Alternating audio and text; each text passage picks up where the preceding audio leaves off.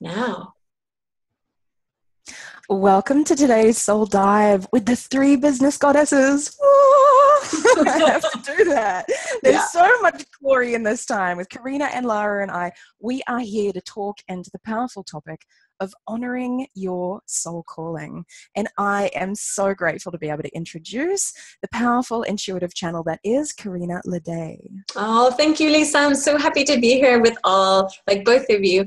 So my name is Karina Ladet, and I'm an intuitive channel and healer, and I help business owners and also people who just want to kind of let go of the old stuff and old patterns and really rise through that and shine their light in the world.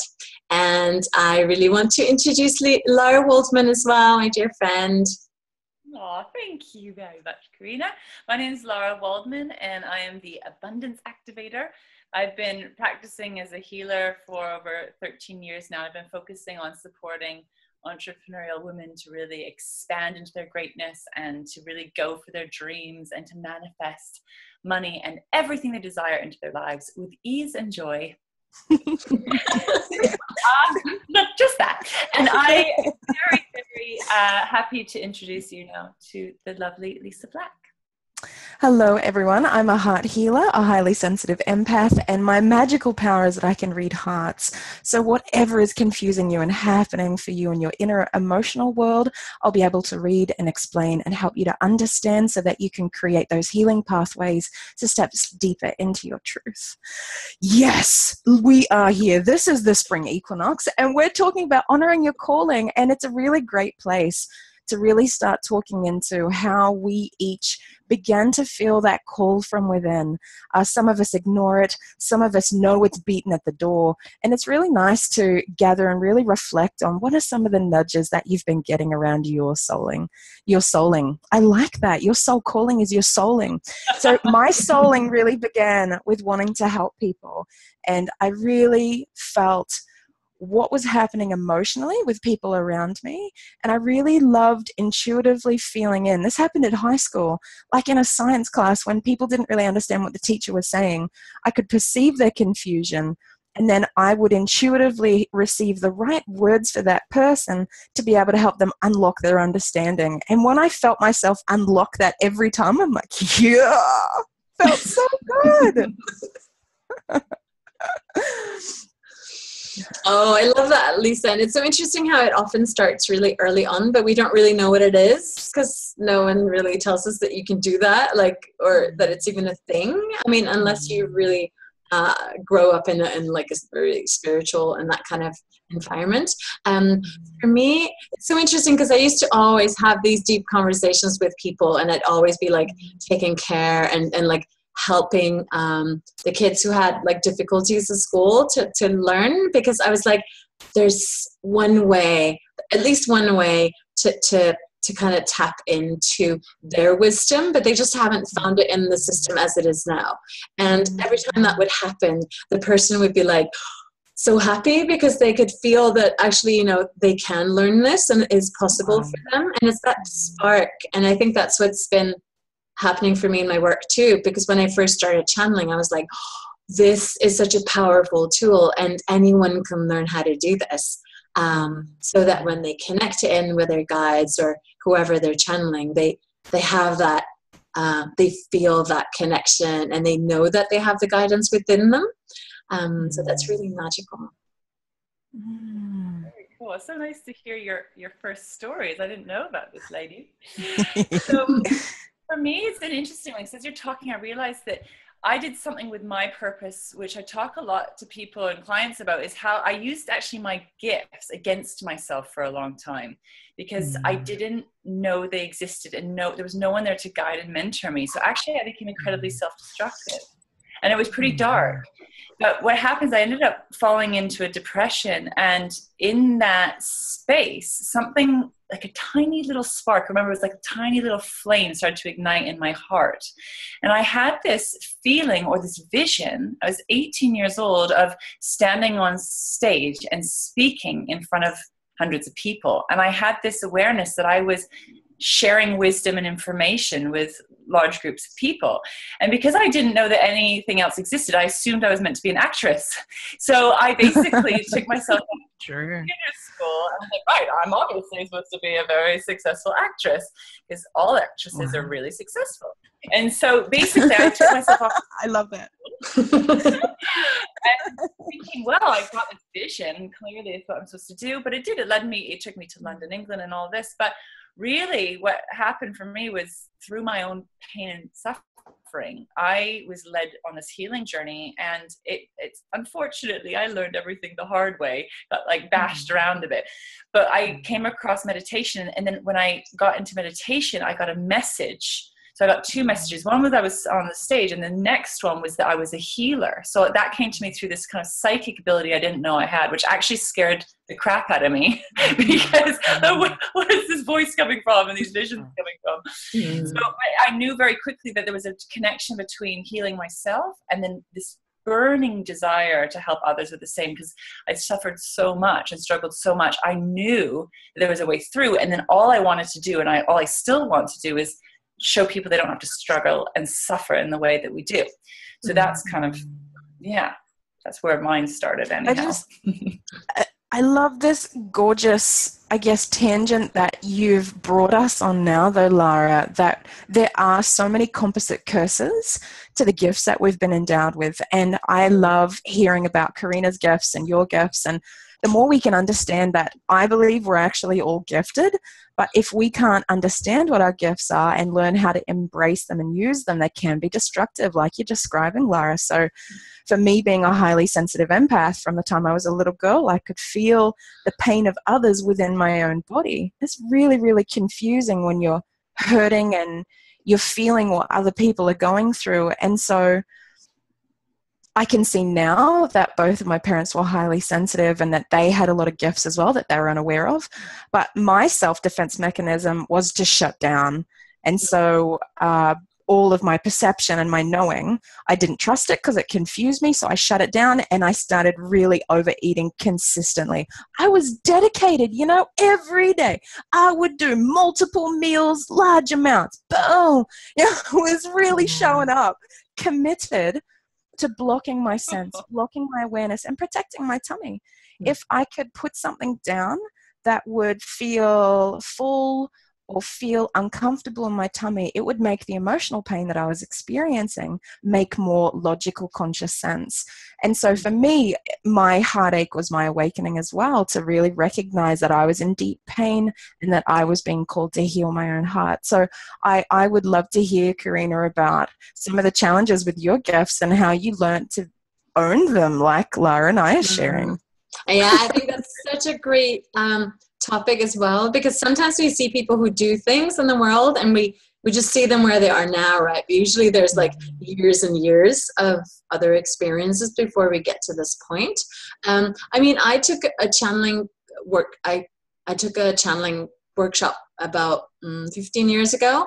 And so for like 10 years, I knew that's what I wanted to do, but I kept waiting for the perfect time. And I think I was just waiting for my life to fit into that until I decided, or until I realized that I had to make it a priority and then it would fit into my life. And now I've got this life where everything is just kind of works around that. But I was just waiting for permission from someone else. I just didn't want it to be too weird for other people. I just think it's hilarious to think of us trying to hide our weirdness from other people. Like, it's clearly obvious, right? Do we have any hope of actually concealing this stuff?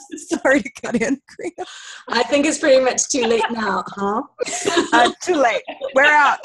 We are weird. Wave your freak flag. Wave it high.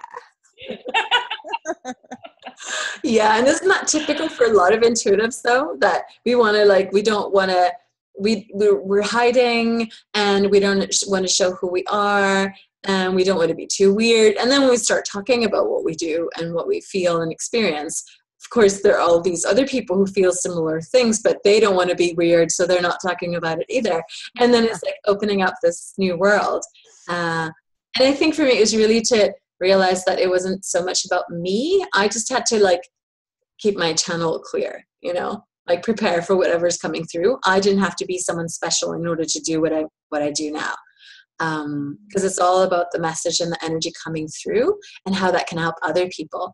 But I think like with you, Lisa, I had a long time where I just shut off my emotions in my body.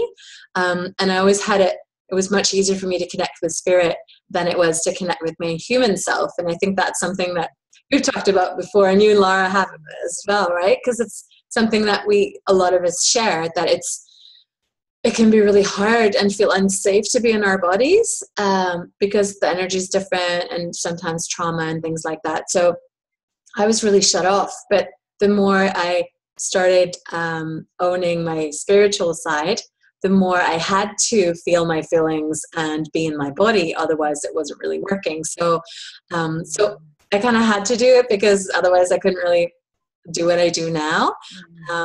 And that was just the most uncomfortable thing ever. Like feeling feelings, yuck. I just didn't want to go there. And that was actually one of our friends, Jackie Stewart, because she's so good at like feeling things, and she's really into essences, and essences bring up a lot of emotions, right? And so I had to feel these things, that it was okay. I mean, once I did, it was actually okay, but the resistance to go there, no, I didn't want to. But, it's been a really long journey. And now I feel like I'm really embracing all of who I am, not just certain parts that are okay and that are comfortable for other people.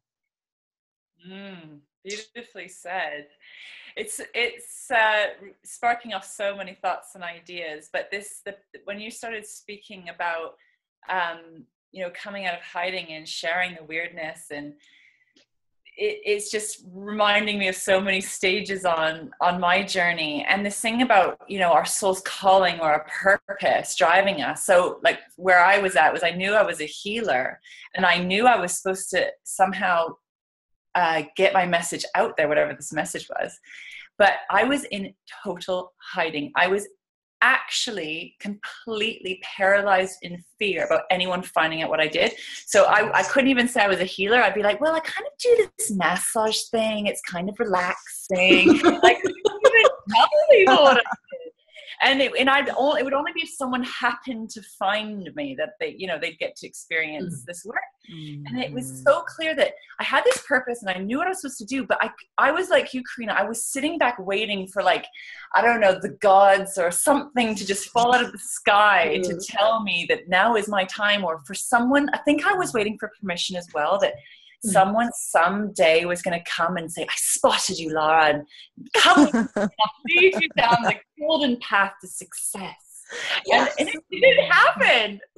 And basically, and damn it. And so what I realized, actually, I can't remember the exact moment, but in order to do what I was being guided to do, I had to face my greatest fear. And one of the messages I remember the most strongly was, it was like, you need to make videos and post them for everyone to see. And I was my guide, like, are you frigging kidding me? This is like, I might as well be going to my death. You might as well be telling me just to walk into a big fire and die, because it was like, that's how scary it was for me.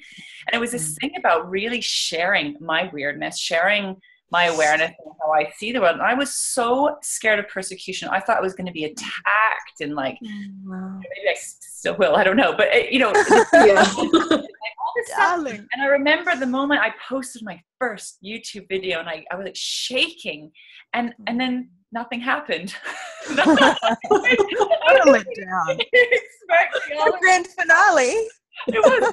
Like, where are all the haters? Oh, there's no one's actually watching my video, so it's fine. But it was this really funny kind of process of coming out of hiding and sharing that. But what I've found so interesting, and for me on my journey, and it continues constantly, is following my soul's calling and my purpose has always led me to my greatest fears. And I find this so fascinating. So it's like, in order to keep moving forward with, your business or whatever it is you're doing, somehow you end up hitting up against yourself, don't you? Karina's we're talking about pain and emotion or reliefs. And it's this incredible, it's this, incredible journey of soul growth as well for you, the individual, but also what you're doing is here to serve beyond you.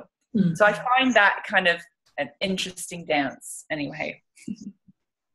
I think what's interesting is that we're given the most perfect divine carrot where they go, you want this? You want to be on the stage, Lara? Come on, baby, post the YouTube clip. And you're like, wow! You feel so torn between this intense fear and resistance telling you your worst nightmares and then this little gentle voice that says, just press publish the damn video. And, you know, and what's funny is what we all know is that this never ends. And it's really lovely to talk about this because, you know, for me, it was so scary coming out as a healer because I was self-taught. I was you're not self-taught. I was heavenly taught. I was intuitively instructed and educated on how to heal my own heart. Thank heavens that so many precious, beautiful, open-hearted people were willing to explore and experiment with me. And it was the results that they created in their life with me standing by them that actually gave me permission to legitimize what I did to myself. But I remember writing my first book, Heal Your Heart Healing, the 13 Principles of Emotional Self-Healing. My ego was just torrential. It was like, this is crap. Everyone will leave you. Like, my favorite thing is that the thing that I've suffered the most from is being physically, emotionally abandoned. And so for me, my ego's like, you do that, you're going to end up on the street, baby. No one gonna like you. Everyone gonna hate you. Everyone gonna hate on you, despise you. You know, I love how my inner black woman comes out. She starts talking, busting it out, because that's how it feels. It's just so strong and intense. So now I go, when I feel called from within to bring something forward, and my ego says, everyone is going to leave you, I go, ping, right path. Let's proceed, shall we? If this is going to end up in my utter annihilation and destruction through abandonment and isolation, fabulous. This has got to be a good path. And the more we can appreciate that, the closer we get to our truth, the more we activate our ego resistance, we can use it as a double confirmation. When it springs up, right path. I love that. I think that's good news. Was that good news? Yeah, and it's true how it's always like the biggest calling, like brings up the biggest fears, and you have to move through them. I find that although it's always challenging and it's always scary, it's always like, oh, really, I have to do that? Like, is there another option? But usually there isn't. But I think it's just from the experience knowing that this is part of it, and it doesn't mean you're on the wrong path.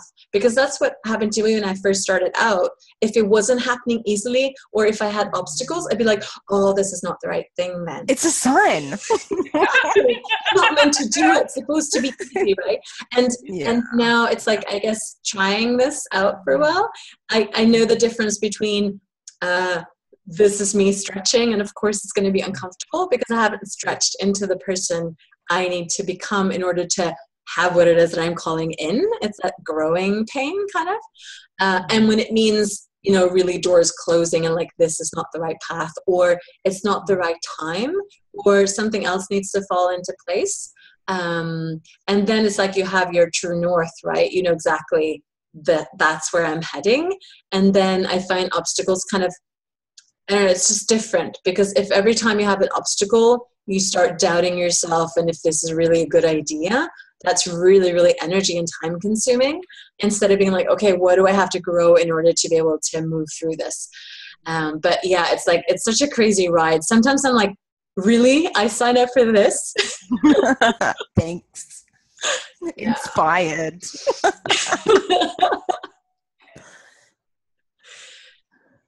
It is following your soul's calling is the craziest, most exciting, most kind of challenging ride sometimes.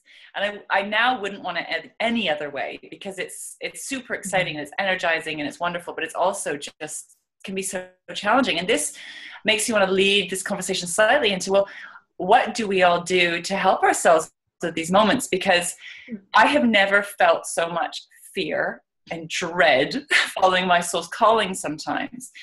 And what I know now is one of the ways that I've moved through this Well, you two ladies are part of the answers to my prayers, which has been about receiving support. It's been about having people there who have your back. And one of the things that I was missing for a very long time was this feeling of being supported. And I felt like I was like a lone wolf. That was probably one of my patterns too. Because I was hiding, like no one could support me because I wasn't really making myself vulnerable enough, or I wasn't talking enough about it. And then I recognized I was alone and feeling alone, and I needed help. So I started putting out little prayers for my support team to come in, and magically appear you two as two of those wonderful people. But it's like that for me, because as you're talking, I'm like, well, what have I done to help with this? What can I share that's helped with this? And for me, it's been so much about getting support, people who can see you, who honor you, who got your back, and who can really hold you in those moments where you just need to have a big freak out or big cry, or you need to share your fears, and help you to kind of navigate through those waters, the stormy seas of, is this just my deepest stuff coming up to block me? Am I off course? What's going on? And having that safe container, a safe space to lean into and really get clarity in. So that's for me been one of like the most important things, and it continues to be one of the most important things, is that support system. How about you guys? How do you guys move through these like crazy wobbly times when we're following our souls, calling our soul's purpose? With you, Laura, and with Karina, I'm exactly the same. Like, I felt so isolated, so alone. When you are alone facing your worst nightmare, you really get reduced to about this big. And having someone who understands that process and who's committed to passing through it, like the conviction and commitment that both of you bring to your work and to extending yourselves, creates just this environment that's so inspiring. But on top of that, I go, what do I really do? And every time that I'm being called into a deeper extension of myself, it always activates wounding or fears from my little girl. And so what I know is that the truth of who we are is best contained and represented by our inner little girl, our pure, divine, golden little child within. And remember, as she walked out into the world and just shone in the beautiful, brilliant light of being who she is, some people judged her, criticized her, walked away from her, and told her to shut up and sit down. And for me, it's been such a beautiful, loving process to go back to those moments where she didn't have anyone else to reinsure her and back her up, and just really help her to understand that some of these messages were actually passed through wounded lips. So just as other people had gone through that process of being rejected and judged and criticized, all wounding is inherited. So they had taken that on. In my first book, I talk about a clay covering. We just cover ourselves up with this stuff because other people hand it to us. So I needed to be able to go back and really be like an angel by my little girl's side and go, sweetheart, don't believe them. They're coming from a wounded, hurt place. You can feel it. You know that. Let them hold that. You are safe to sit in your truth. And for me, because she was left alone so much, I love saying to her, even if you are just who you are, I promise you that I will stay with you. If the whole world abandons you, I will be right by your side with my arms around you. We're going to have a freaking blast, babe. Let's freaking shine and be exactly who we are, because maybe, just maybe, there's somebody else that would really like to do that too. But even if nobody likes us, we're going to freaking have fun. And she's like, yeah! And then we rock it. Oh, I love that. Yeah, like just connecting with you just been life-changing for me. That's like number one support, is like find people who get you and who know what you're going through. And also what you said, Lisa, like talking to our inner child or inner parts of ourselves, because I find most of the big fears, they always come back to that. Can be past life stuff, but I find that the hardest stuff is usually the wounds that we carry from our families and our stories. And so when we just sit with that part and we love that part, it's just so beautiful.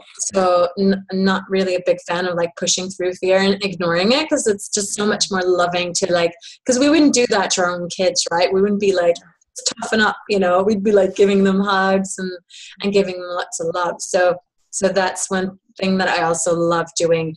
And for me, connecting in with nature, I think, because that feels like my family somehow, like when my mind is buzzing and I, too much to do and everything feels important and everything feels big and I feel small. If I go outside and I like hike up a mountain and I lie down on the grass, then I'm like, I'm good. It's just everything is put into perspective. And anything that feels good, because I started out doing small things for myself and now it's like self-care has become one of my biggest priorities. And every time I get into that like striving and pushing, I'm like, okay, I need a break. And then I make myself take a break. And then I do as much as I can for myself as I can, because I realize that that's what's actually helping me and my business the most is when I take time off to do other things. So I guess it's that mindset somehow shift over time and then practicing and realizing that actually it's okay if I leave my computer for a few hours or a few days and I come back and I feel much better. And actually what I'm sharing is much more potent and powerful. So yeah, but I think sisterhood is like the best, or like soul families, because sometimes we're surrounded by, it's so interesting because this week I've been doing a lot of releasing. It's like with the full moon waning and the equinox as well. Releasing a lot of like friendships and relationships where it's not that these people don't love me. It's just they don't know how to love me in a way that feels helpful to me, I think, or hold space for me. Because when you're in that space and you feel really vulnerable, if someone, at least for me, if someone doesn't know how to do it, or they're trying to fix me, or it makes them feel a bit uncomfortable, or they don't want to be the person doing that because I usually do that for them, then I just close off again. And with the right person, they know exactly what to say or nothing sometimes. And that is, I think you kind of have to go through it to know what it's like. It's kind of like giving birth. It's so subtle, right? And it's such a delicate thing to do, I find, holding space in the right way, because you have to clear out so much of your own stuff before you can hold space for someone else without being attached to results or something. And you have to really step outside of that space so you're not adding on your pain. Or like sometimes if we talk to our parents, for example, because they always want what's great for us and all these things, and it's like it's hard for them to see us sometimes as we are, and so then it feels like they put their stuff on top of us, and that can get really, really messy. And I find that I haven't found that many people who are super clear about their own energy and their own stuff, so that I can feel safe to, I guess, relax into that space and know that I'm held. When you find it, it's like, it's gold. It is. And I'll say for anyone listening to this who feels like they don't have that space, I didn't feel like I had that space. I just started praying for it. I started asking for it, and it started to show up. Not overnight, but you just keep asking for it. If there's something that you desire, just ask for it, and it will show up. I feel like just sharing. It's beautiful what you're all sharing. I'm so deeply moved by hearing all of your processes and inner child work. So gorgeous. And then just kind of bringing it around to the equinox, because for Karina and I, we're in the fall equinox. Lisa's having her spring equinox. For me, this last period has really been, like you, Karina, this letting go and releasing. And I think also when we're on our soul's journey or following our soul's calling, there's a lot of letting go, because you might think we think we know what's going on, or we think we know what's happening in our life and our business. And sometimes there's something that needs to shift or change or evolve. And in order for us to maybe expand to the next level, there is a letting go that happens. And that can be hard sometimes. And this last month, I've been getting this completely different message.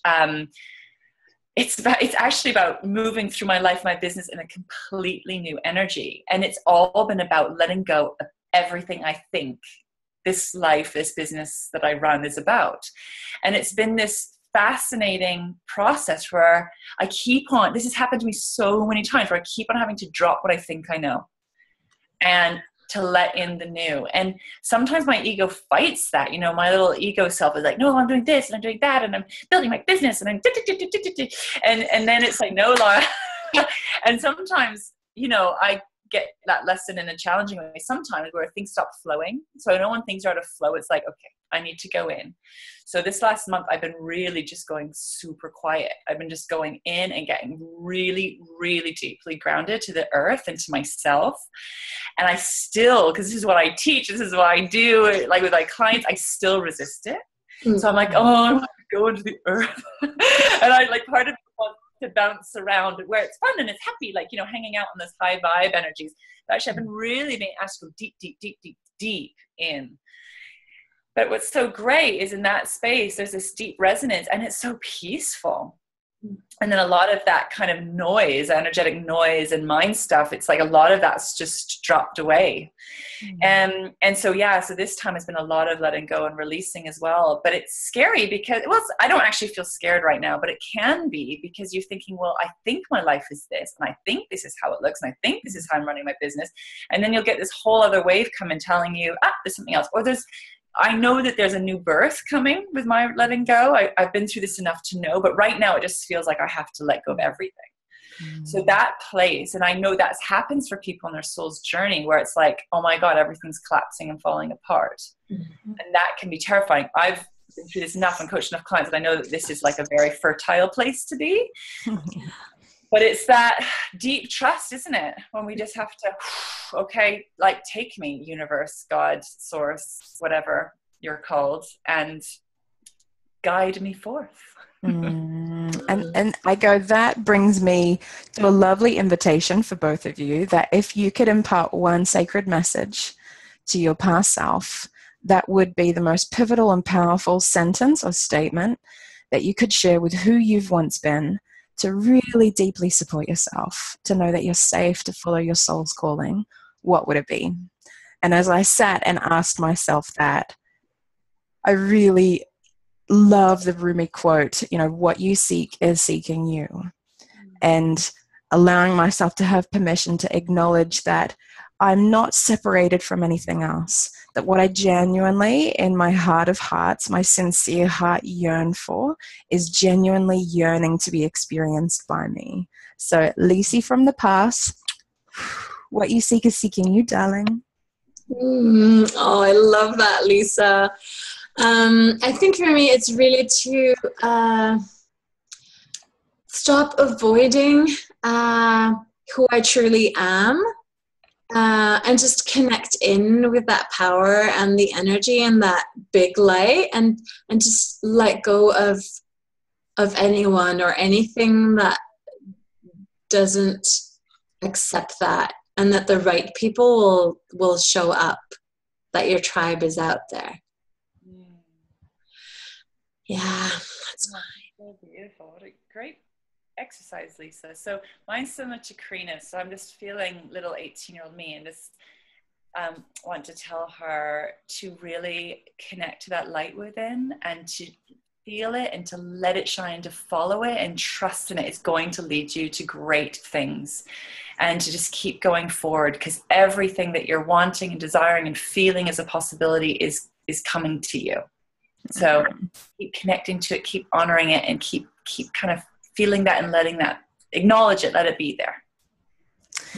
Well, we are so grateful that you've been watching this and sharing in this divine soul dive. We are the Three Business Goddesses, and we're going to be bringing more sacred soul topics for you. So watch out for our upcoming soul dives on future topics. We hope that this has been magical and that it truly does support you to trust yourself and to follow your soul calling.